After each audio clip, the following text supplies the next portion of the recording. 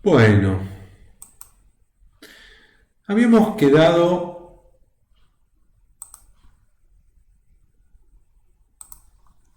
en la primera parte en esta cuestión de que la lógica en epistemología genética es siempre el resultado de un proceso constructivo. ¿Sí? La lógica que ve el epistemólogo es siempre el resultado de una construcción producto de la acción del sujeto sobre el medio.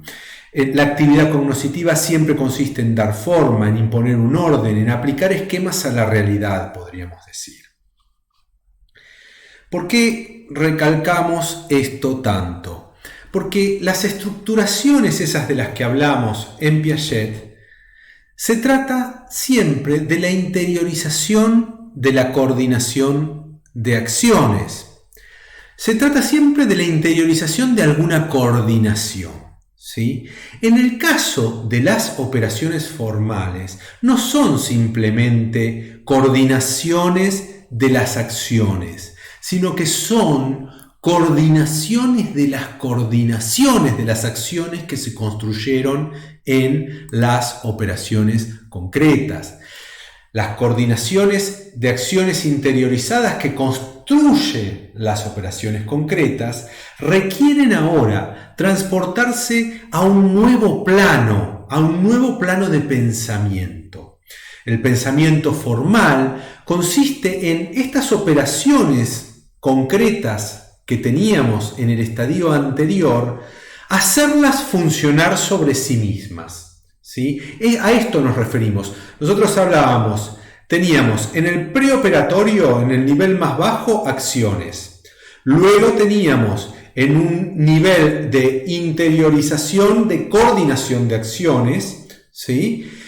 En lo que son los esquemas de acción. Luego, en las operaciones concretas teníamos que los esquemas de acción se coordinaban de a pares a partir de reversibilidad inversa o reversibilidad recíproca como modo de equilibrio entre en cada caso entre cada uno de los dos esquemas de acción que se ponen en juego. ¿Sí?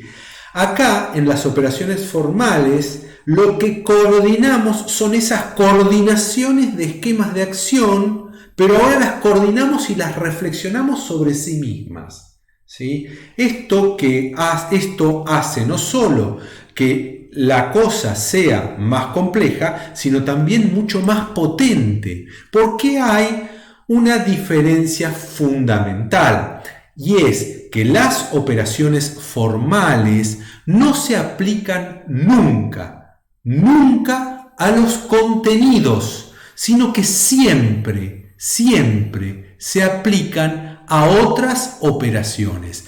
Por eso decimos que son operaciones a la segunda potencia. Son operaciones sobre operaciones. Esto hace que el pensamiento formal tenga una potencialidad enorme.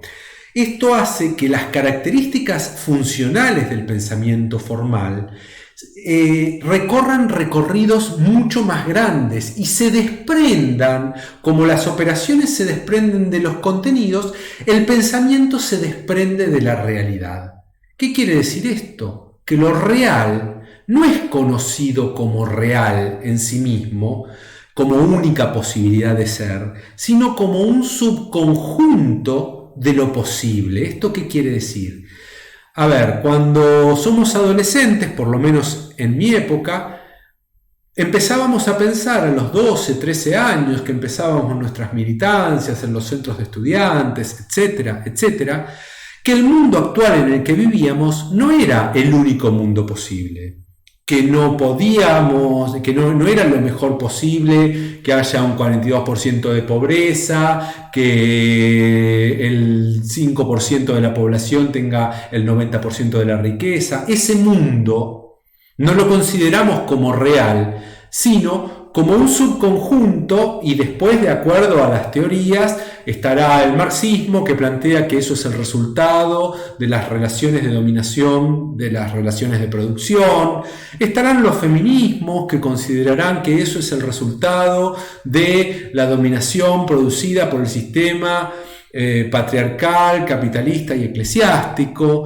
Entonces, no importa desde qué línea teórica, lo importante es que lo real ya no es algo natural, no es algo normal, sino que la realidad es un subconjunto de lo posible, de todas las posibles realidades.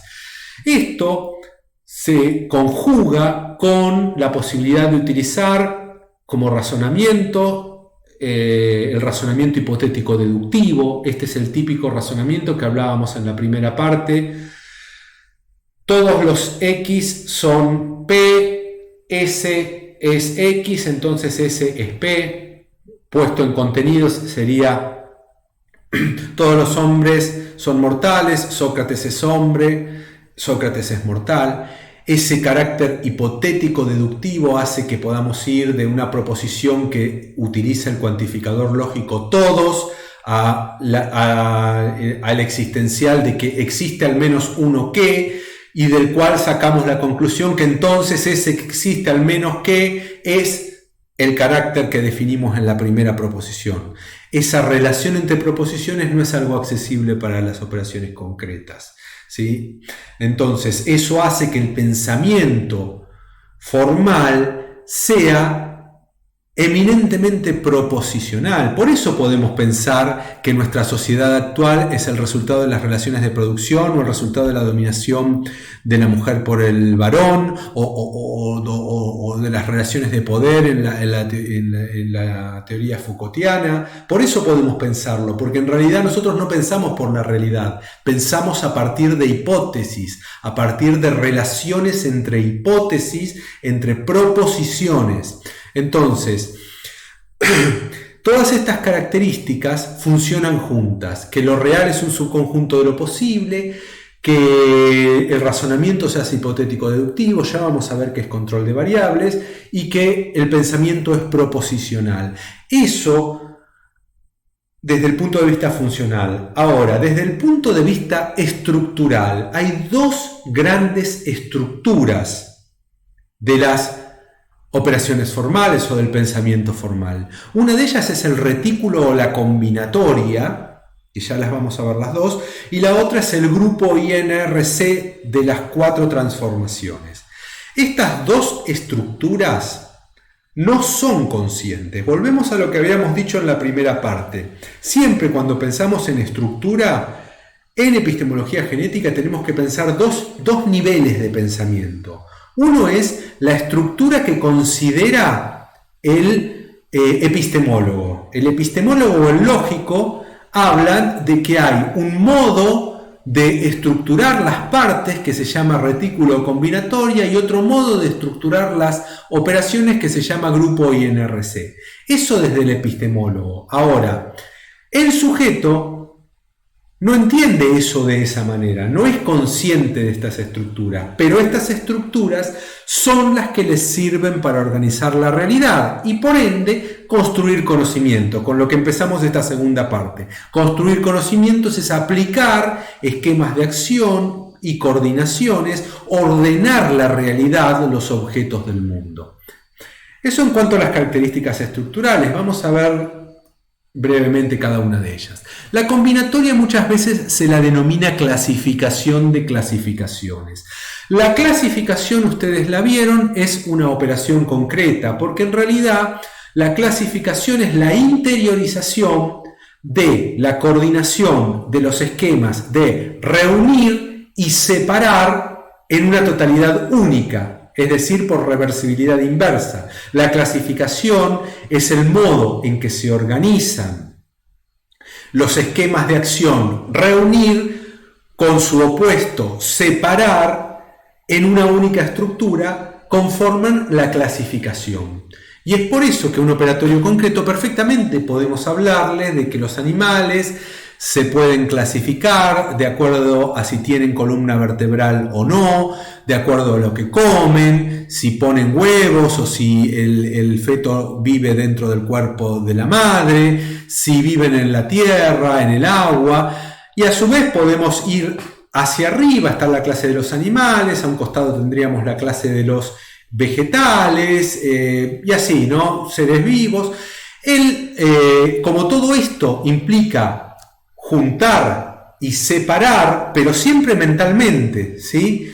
Esto es algo que funciona para arriba o para abajo, porque si vamos separando, vamos armando subcategorías. Si vamos juntando, vamos subiendo los niveles. Entonces es reversibilidad recíproca que baja y que sube en las clasificaciones. Esto lo puede hacer perfectamente el operatorio concreto. Ahora, ¿qué es lo que no puede hacer el operatorio concreto? Lo que no puede hacer es tomar algunas categorías que estén disyuntas, es decir, separadas o en diferentes niveles mucho peor. Entonces, a un operatorio concreto que ha armado esta clasificación hacia abajo o hacia arriba, lo que no va a poder hacer, por ejemplo, es desarmar completamente esta clasificación para armar una clasificación en donde se conjuguen la característica de ser carnívoro y terrestre para después separar el resto. Bueno, esto no es algo tan sencillo de hacer para un operatorio concreto, porque pone en juego categorías disyuntas que provienen acá. Yo puse una clasificación sencilla, pero es mucho peor si, por ejemplo, queremos relacionar el carácter de carnívoro con alguna cuestión de los vegetales que esté a otro nivel, por ejemplo, ¿sí?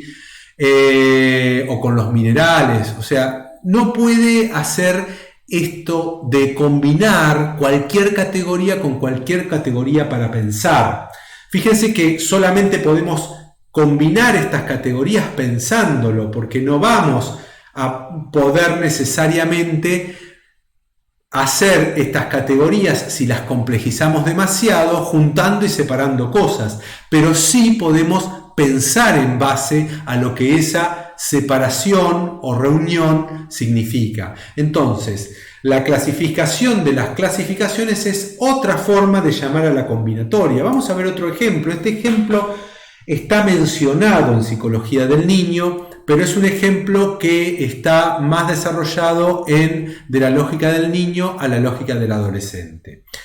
En este caso, la experiencia se le dan al sujeto 5 recipientes. Estos 5 recipientes son de un líquido incoloro, y se les da un testigo que es un color, supongamos, amarillo, ¿sí? Hay una reacción química de la combinación de determinados elementos de estos líquidos que da por resultado este color. Entonces, ¿qué es lo que se le pide al sujeto? Le dice, bueno, yo te aseguro que juntando estos líquidos de alguna manera vas a lograr esto. ¿Qué pasa? El operatorio concreto, ¿qué va a hacer? Va a empezar a probar, prueba este con este, después este con este, después vuelve a probar este con este, se pierde, no sabe lo que probó, no sabe lo que no probó. ¿Por qué? Porque no tiene la combinatoria como estructura para organizar la realidad. En cambio, el operatorio formal ya construyó esta categoría a partir de pensar en las clasificaciones de las clasificaciones, en el modo en que todas las formas posibles en que yo puedo combinar estos 5 elementos. Esto que empezó siendo una acción práctica pasa a ser un esquema mental. Este esquema mental, ¿qué dice? Este esquema mental dice que dados 5 elementos, hay un número finito de combinar cada uno de ellos. Entonces esto permite armar un sistema exhaustivo para resolver este problema. Entonces, ¿qué hace el operatorio formal? Dice, bueno, no es esto de cualquier forma, sino que hay un número limitado de combinaciones posibles. Y para no perdérmela, para no perderme ninguna, ¿qué es lo que tengo que hacer? Empiezo a juntar de a 2, A con B, A con C, A con D.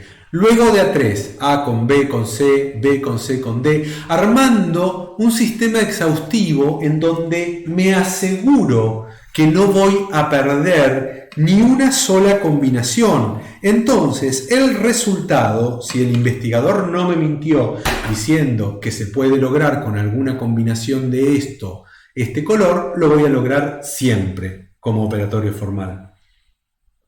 Porque tengo una estructura que me permite organizar esta realidad de manera de construir un conocimiento. Por ejemplo, que el C, el D y el E en conjunto, no sé cómo se llamarán estos líquidos, conforman esto, ¿no? Pero a su vez, la experiencia me enseñó que puedo organizar los elementos de la realidad de esta manera. La otra gran estructura que tiene sus complejidades, ahora la vamos a ver con un ejemplo para ver que todos los ejemplos son un poco insuficientes, pero para tratar de pensarla un poquito mejor. Es el cuadro de las relaciones directa o idéntica, negativa, recíproca, correlativa, el grupo de las 4 transformaciones. Se llama grupo, los epistemólogos lo llaman grupo porque cumple con las leyes del grupo matemático, que es ley asociativa, conmutativa, existencia de neutro, identidad, composición, ley de cierre. Bueno, toda una serie de leyes que se abstraen de estas coordinaciones que se logran en las operaciones formales con las transformaciones. Por ejemplo, si vamos al viejo ejemplito, ¿sí? Tenemos los 2 vasitos con la misma cantidad de agua, entonces venimos con otro vaso distinto, le decimos, mirá, ¿y ahora qué pasó? ¿Por qué bueno, acá no se nota tanto la diferencia, pero ¿por qué este va más arriba que este otro, ¿no?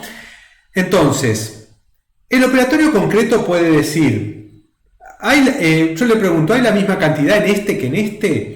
Y me dice, sí, porque vos lo pusiste acá, con lo cual si vos volvieras esto al otro vaso, entonces obtendrías la misma cantidad que tenías en el origen, la idéntica, ¿sí? No es necesario hacerlo, me puede quedar el agua en este vaso, pero yo sé que es hipotéticamente posible que esto, en realidad no hipotéticamente, sino deductivamente posible que si lo trasvasé para acá, lo puedo volver a pasar para el otro lado. Eso es lo que implica la reversibilidad inversa. Me puedo quedar con el agüita de acá, pero yo sé que esto es invertible. Cuando digo que esto es invertible, estoy planteando que hay una operación negativa que invierte la transformación operada por la idéntica y me vuelve al punto de partida, ¿sí?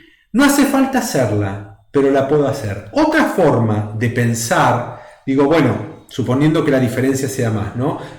Porque acá no se nota muy bien perceptivamente, no son los mejores vasos que elegí. Bueno, este está más alto, sí, pero es más angosto que este es más ancho. Entonces, si yo logro pensar al mismo tiempo que es más alto, pero a su vez más angosto, que este vaso es más alto, pero a su vez más angosto, estoy compensando la acción que introduje con la transformación. La estoy compensando. Sin embargo, no estoy volviendo atrás el trasvase, sino que estoy pensando las cosas de otra manera, podríamos decir.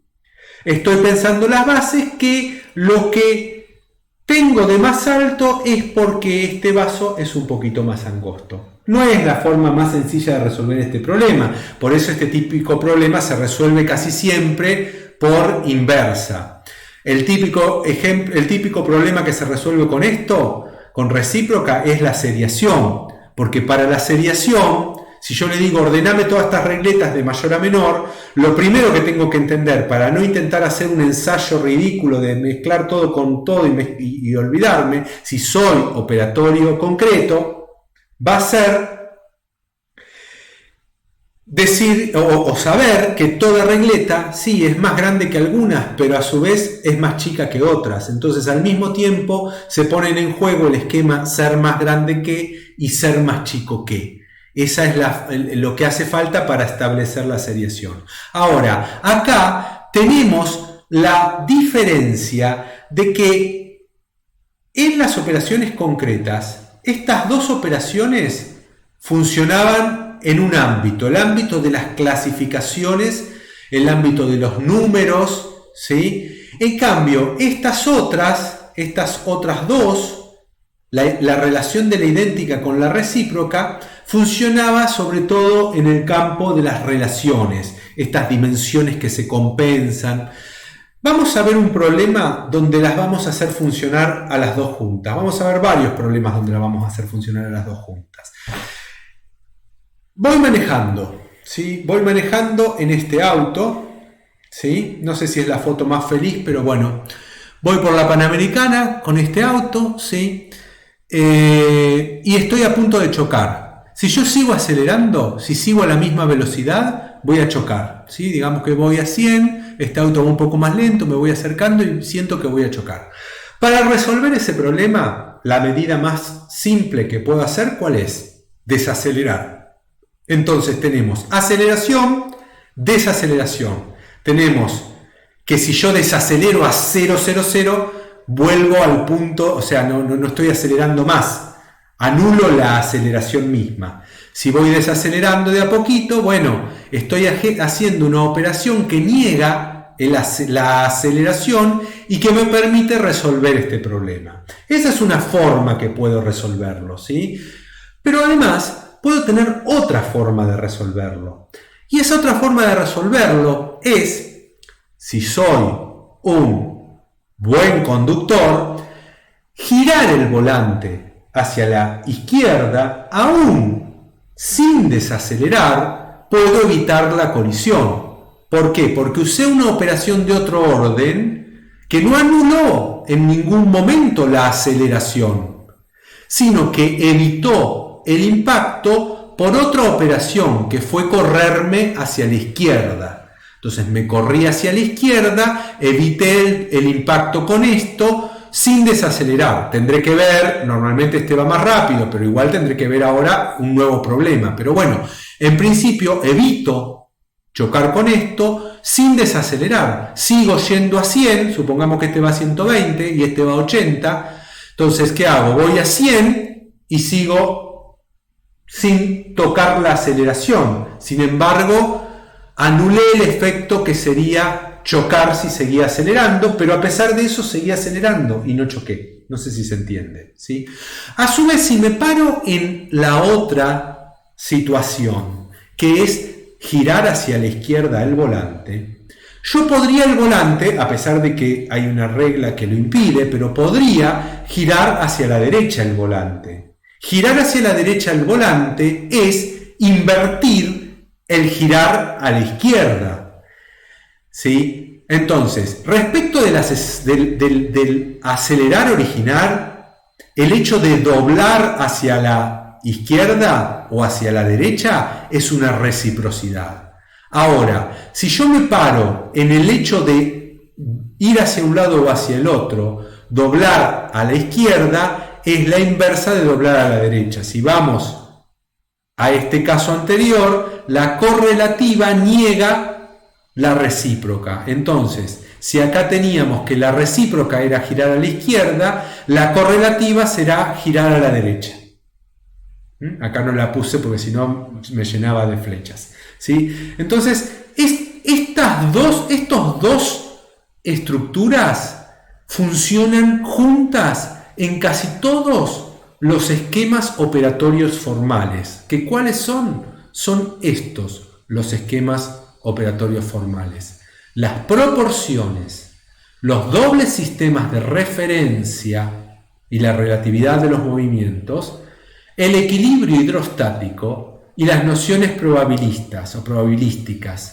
Esto me parece que es un error de traducción. Así figura en Psicología del Niño, pero me parece que es un error de traducción. Bueno, la cuestión es que estos son los cuatro principales esquemas de las operaciones formales que ustedes tienen en Psicología del Niño. No son los únicos, pero sí son cuatro de los más importantes. Fíjense que yo les aclaré que cada uno de estos, o por lo menos la mayoría, utilizan el grupo INRC y las combinaciones. Vamos a ver de qué manera.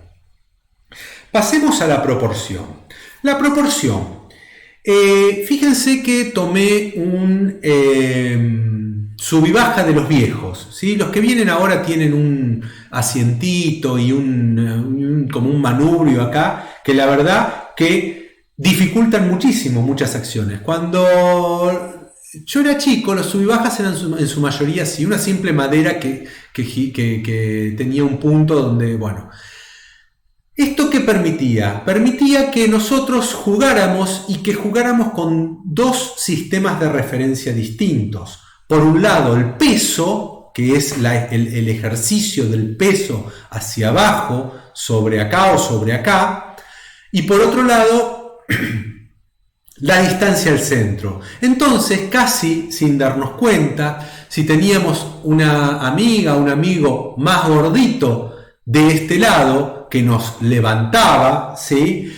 Y nosotros queríamos compensar el efecto del mayor peso de este lado, lo compensábamos inclinándonos hacia atrás, haciendo que nuestro peso valga más por el solo hecho de inclinarse hacia atrás. Lo mismo viceversa, si estábamos jugando con una persona más liviana y queríamos permitirle que baje, nos tirábamos hacia adelante. Por supuesto está el impulso de las piernas, que era la forma más fácil de hacer esto, pero cuando empezábamos a experimentar, empezábamos a buscar la manera de generar este tipo de cosas, donde empezábamos a jugar con esta cuestión de que por más de que yo sentado acá no hiciera impulso con las piernas para adelante, si la persona que estaba acá arriba se tiraba lo suficiente para atrás, me podía levantar aunque yo no moviera las piernas y aunque esta persona sea más liviana. Entonces acá lo que está en juego es que el ejercicio de fuerza que hacen los pesos es proporcional a la distancia al medio. Tenemos dos sistemas de referencia que se ponen a jugar. Obviamente, según sea el mayor el peso, menos tendré que inclinarme hacia un lado o hacia el otro para producir el efecto, ¿sí? Entonces tenemos una proporcionalidad y además una proporcionalidad inversa. Eso es el modo en que organizábamos nuestro juego con el sub y baja. Ahora, ¿sabíamos que estábamos ejecutando proporción y grupo INRC? No teníamos la más remota idea de esa cuestión. Sin embargo, lo usábamos, nuestras coordinaciones, el coordinar que según mi peso y evaluando el peso de la persona del otro lado tenía que inclinarme más o menos, es un modo sofisticadísimo de ordenar la realidad que recién se empieza a poder hacer alrededor de los 11-12 años, ¿sí? Porque implica estas proporciones y a su vez esta cuestión cualitativa de la proporción, que podemos ver como una interiorización de las coordinaciones que se ponen en juego acá en el sub y baja, es lo que está en la base de la construcción matemática de la proporción, ¿sí? Fíjense ustedes, yo tengo una receta de pan, hago mucho pan, donde para 1 kilo de harina necesito 650 gramos de agua, ¿sí? Ahora, yo sé que con 1 kilo de harina no me alcanza para lo que es mi familia, por ejemplo, ¿sí? Entonces digo, no, bueno, voy a usar 1,5 kilos de harina. Inmediatamente calculo que necesito utilizar 975 gramos de agua. ¿Por qué? Porque la relación de esto a esto, que es una relación del 65% o del 65avo de esto, ¿sí? No sé cómo decirlo, esta relación es la misma que esta. Esto también es el 65% de esto. ¿Qué pone en juego la proporción? Pone en juego la relación entre dos elementos distintos. Pone en juego, dice, la relación que hay de esto a esto es igual a la relación que hay de esto a esto. Esto es una división, ¿sí? Y esto es otra división. Lo que es la proporción es una equivalencia de divisiones. Entonces, la división la tenemos como la operación de la primera potencia, la que se aplica a los objetos, ¿sí? Ahora, la equivalencia que implica la proporción es una operación que opera sobre estas dos operaciones, porque no le importa esta equivalencia. Fíjense que este kilo no es igual a este 1,5 kilos, ni igual a este 975, ni tampoco a esto. No hay relación de equivalencia entre los elementos. En donde hay relación de equivalencia es entre la relación de los elementos. al despegarnos de esa manera de los contenidos, yo acá puedo poner 1A es A2B como 3G es A5X y en base a eso operar, porque lo que opera es que es una equivalencia de que siempre la relación de este elemento a este elemento es igual a la relación de este elemento a este elemento. Entonces es una operación a la segunda potencia, ¿sí? Otro de los esquemas que vimos son los dobles sistemas de referencia. Y vamos a tomar otro ejemplo, pero en este caso un poquito más sofisticado. Una calle de, podríamos decir, la ruta 7, no sé qué ruta era esta, no importa, pero donde es mano y contramano. ¿Por qué? Porque acá empiezan a jugar varios sistemas de reciprocidades e inversiones, ¿sí? Si yo quisiera, por ejemplo, pasar a este auto que viene acá, no solamente tengo que tener en cuenta mi aceleración y el movimiento con que me estoy acercando a este elemento, sino que también tengo que calcular la aceleración y las reciprocidades hacia un costado o hacia el otro de esta otra persona que viene acá. Entonces mis sistemas de reciprocidades e inversiones se tienen que poner en juego con los sistemas del otro de reciprocidades e inversiones. Y esto es algo que lo hacemos cuando manejamos. A veces lo hacemos mal y a veces en estas situaciones puede ser que no la contemos. Pero siempre se ponen en juego las aceleraciones y desaceleraciones de este auto más los desplazamientos de este auto junto con las aceleraciones y desaceleraciones de este auto, con los desplazamientos hacia los costados de este, e incluso también tenemos que tener en cuenta la velocidad y los desplazamientos de este. Como van viendo, vamos organizando la realidad, coordinando permanentemente reciprocidades e inversiones. Y les voy a contar una cosa que yo aprendí de un alumno hace muchos años. Cuando contaba esta cuestión de los dobles sistemas de referencia, este alumno era un instructor de artes marciales, creo que era instructor de karate. Y él comenta, se le prende la lucecita cuando estábamos hablando de esto, y dice, ahora entiendo por qué los chicos a partir de los 10 u 11 años elevan su capacidad de combate a de una manera absolutamente notable. ¿Por qué? Porque en un combate de karate, por ejemplo, lo que se pone en juego es mi golpe, por supuesto, mi distancia, mi fuerza, pero al mismo tiempo el golpe, los desplazamientos del otro. Y un operatorio concreto es incapaz, todavía está un poco fijado en su egocentrismo, como para poder aprovecharse de calcular las acciones que haría él mismo del otro lado. Entonces, eso recién lo pueden hacer bien los chicos operatorios formales. Por eso este instructor de karate dice, es notable la diferencia que se da entre los chicos que hasta los 9, 10 años es prácticamente un juego y bueno,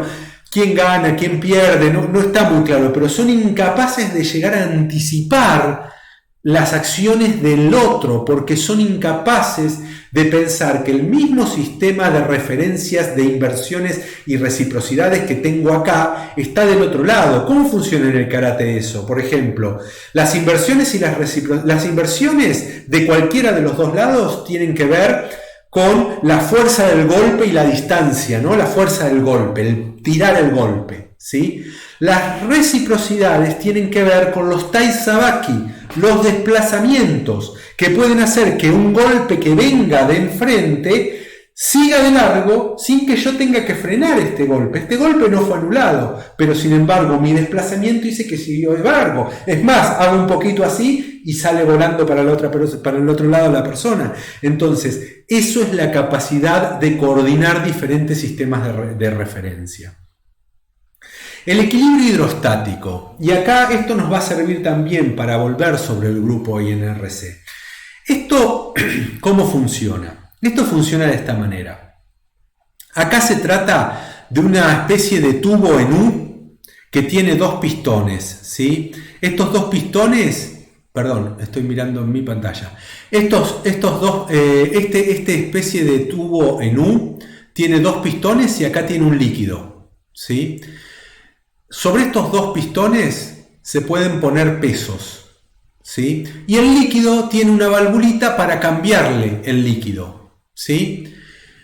Acá esto está tabulado en algún lado, entonces obviamente cuando yo pongo peso acá, este otro émbolo de acá arriba, sube cuando yo aumento el peso acá, y si disminuyo el peso, este émbolo baja. Entonces acá tenemos un juego de inversiones. Aumento peso, quito peso. ¿Sí? Si yo aumento el peso, una manera también de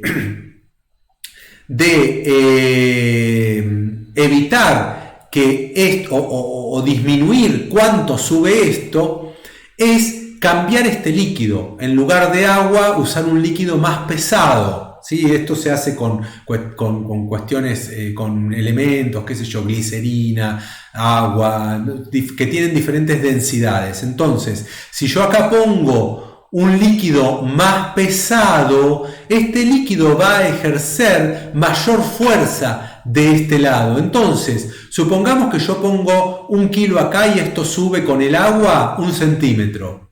¿Sí? ¿Me siguen? Bueno, para hacer que esto suba medio centímetro, yo tengo dos opciones.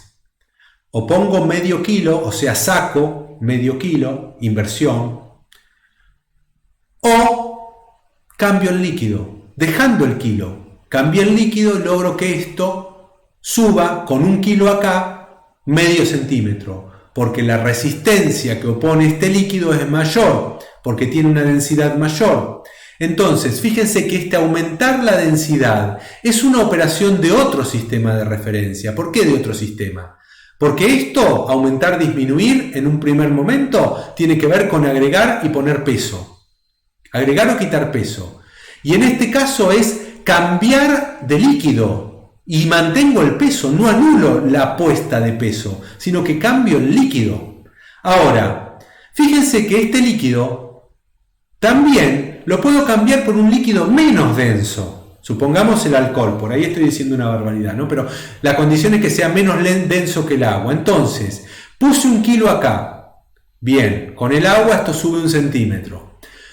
Ahora, si yo en lugar del agua pongo un líquido menos denso, supongamos alcohol que fuera menos denso, no tengo idea, entonces con el mismo kilo que puse acá, a lo mejor sube 1,5 centímetros esto.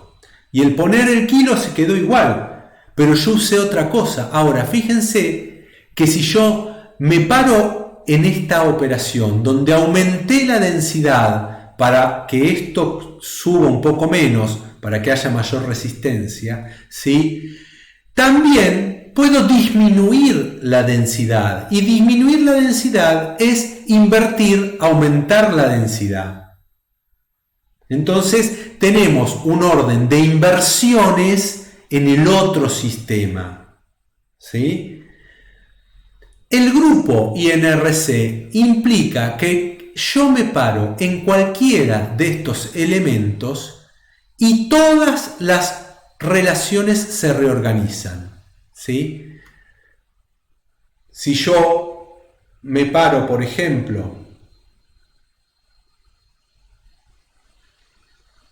en la correlativa, la negación va a estar respecto de la recíproca y la reciprocidad va a estar respecto de la negativa, ¿sí? Y así parándonos en cualquiera de los lugares. Por eso es un grupo esto conmutativo en donde todas estas operaciones se combinan de manera distinta de acuerdo a dónde yo me pare para obtener diferentes resultados.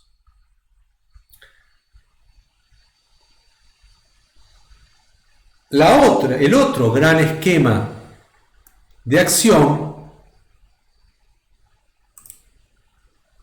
tiene que ver, y con esto ya casi que vamos terminando, con las nociones probabilísticas. Las nociones probabilísticas, el típico ejemplo, la típica experiencia que se utiliza con los niños o adolescentes es incluir en una bolsa, en un recipiente, en una urna, en donde sea. Por ejemplo, creo que son 8 pelotitas rojas, 4 pelotitas azules y 2 verdes. Cualquier número, no importa. Y se le pregunta al niño si puede predecir cuáles van a ser las posibilidades de sacar una pelotita roja en pareja, si saca sin mirar 2 pelotitas, o cuántas veces va a salir una roja, una azul y una verde si saca 3 pelotitas.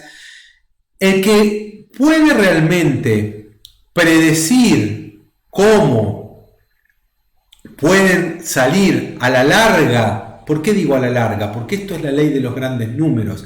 La probabilidad nunca funciona con números chicos, ¿sí? Y eso es lo que las personas que juegan no lo tienen en cuenta. Nunca funcionan las probabilidades. Fíjense en los ejemplos que están acá abajo. Se sabe, supongamos que estos números son reales, ¿no? Por ahí hay pero supongamos que el 50% de los bebés nacen mujeres, ¿sí? Hay 2 centros de salud, ¿sí? Un centro de salud tiene un centro de salud A. Perdonen, acá acabo de ver un error. Aguárdenme un segundito.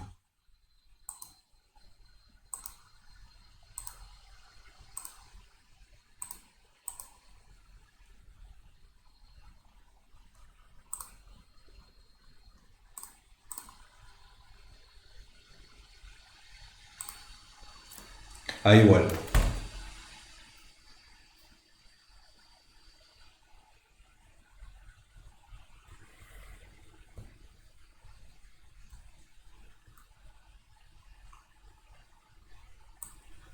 Ahí estoy. Bien, tengo un lío de pantallas. Fíjense, hay un centro... Ay, lo puse mal de nuevo. Bueno, debe ser la hora.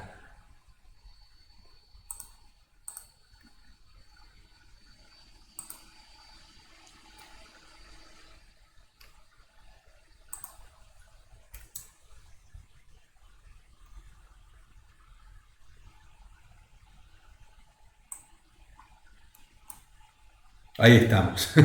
Disculpen. Hay un centro de 100 camas y un centro de 10 camas, o sea, un centro mucho más grande. Ay, no, está... No, esto...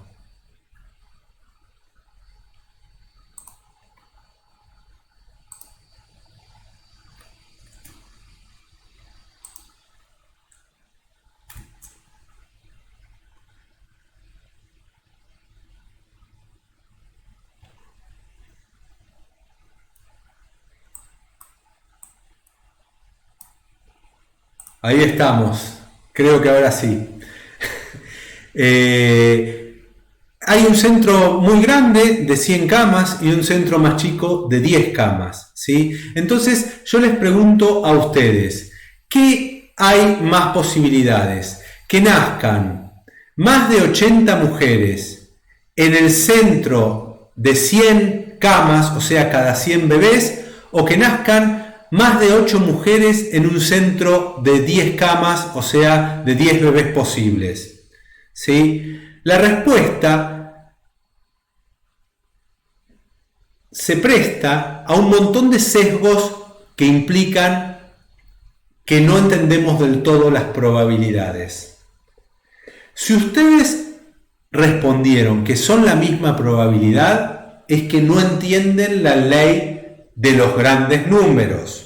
Porque la ley de los grandes números dice que toda esta distribución estocástica o probabilística se da en un número cercano al infinito. Con lo cual es mucho más probable que nazcan 8 mujeres de 10 nacimientos que nazcan 80 mujeres de 100 nacimientos. Porque la el 50% este que dice acá, ¿sí? Solo se da tendiendo al infinito, ¿sí? No se da en 2 o 3 pruebas que yo haga.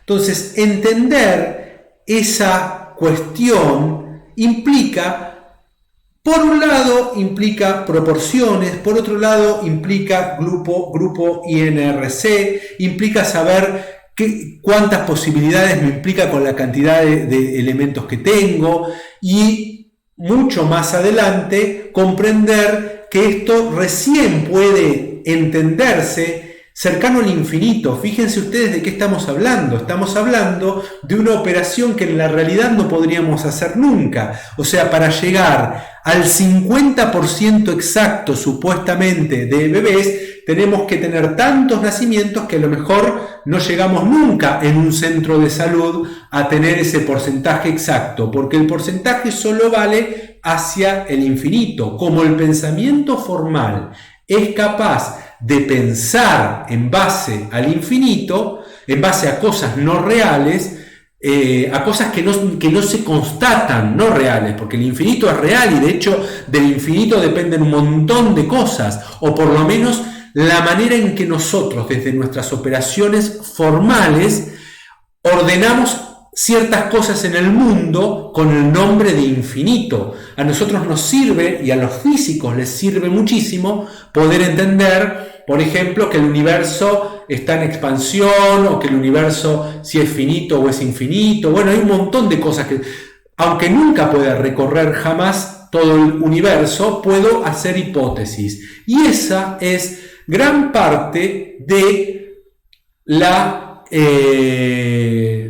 gran parte del logro de las operaciones formales, que estos esquemas de probabilidad, de equilibrio hidrostático, de dobles sistemas de referencia, de proporción, todos estos esquemas son aplicables a muchos más cuestiones de la realidad, porque no se aplican a objetos, siempre implican coordinaciones de operaciones. En el equilibrio hidrostático implica, por ejemplo, coordinar inversiones y reciprocidades, lo mismo en los dobles sistemas de referencia. En las nociones probabilísticas implica una combinatoria y implica también la posibilidad de establecer de qué manera se dan las relaciones con el grupo INRC, inversiones, reciprocidades. Entonces, la potencialidad de este elemento, de esta capacidad de los esquemas formales de despegarse del mundo, implica que esos esquemas generales se pueden aplicar muy fácilmente a cosas en las que ni siquiera creamos o que ni siquiera existan. Piaget va a decir que esos esquemas están tan desprendidos de los elementos, del contenido, son puras formas, coordinaciones de coordinaciones, que son inmediatamente aplicables a todos los campos. La experiencia y los post-piagetianos han considerado de que en realidad esta generalización inmediata no es tan así, sino que depende del contexto, depende del ejercicio, depende de un montón de cuestiones, ¿sí? Puede haber ciertas generalizaciones en determinados dominios y ciertas otras que no se dan en determinados otros dominios. Por ejemplo, los niños más vulnerados del sistema aprenden a utilizar la plata, a calcular la plata, que mucho más rápidamente que niños que viven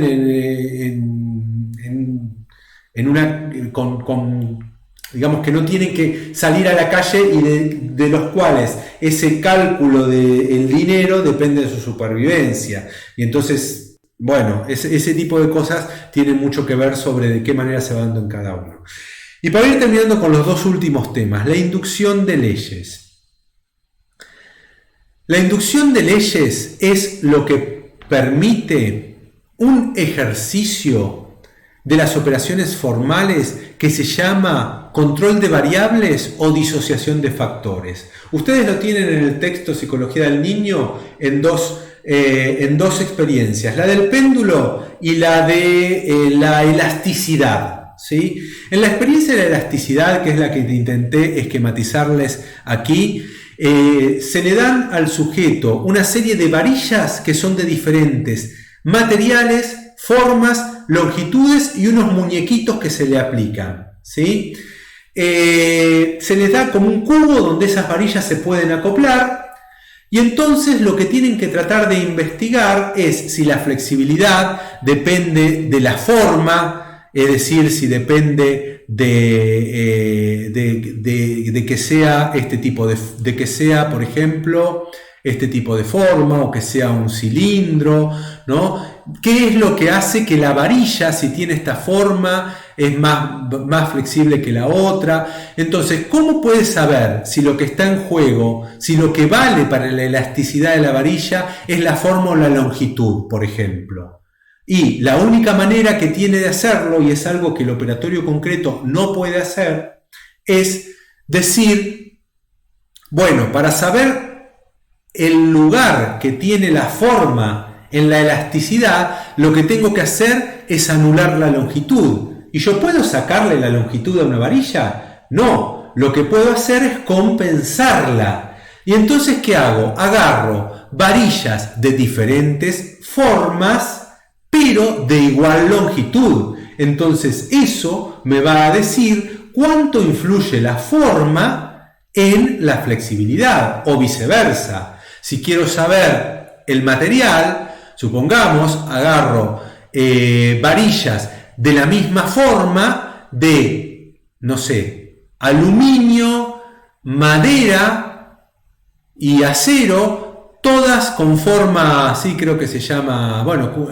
hexaedra, una forma hexaédrica, ¿sí? Pero que sean de acero, de madera y de aluminio, y mantengo la forma y la longitud iguales, que sean de la misma longitud y de la misma forma. Entonces ahí voy a saber cuánto vale el material para la elasticidad. Entonces la única manera de resolver esto, fíjense ustedes, es establecer las relaciones posibles entre cada una de las variables que se ponen en juego a través de la compensación. Hablábamos de compensación con las reciprocidades, a través de la compensación de alguna de estas variables, ¿sí? Mantengo fija la longitud y cambio la forma, o mantengo fija la longitud y la forma y cambio el material. Entonces voy a saber con certeza si la flexibilidad depende solo del material, o del material y la forma, o del material y la longitud. ¿Se entienden los razonamientos?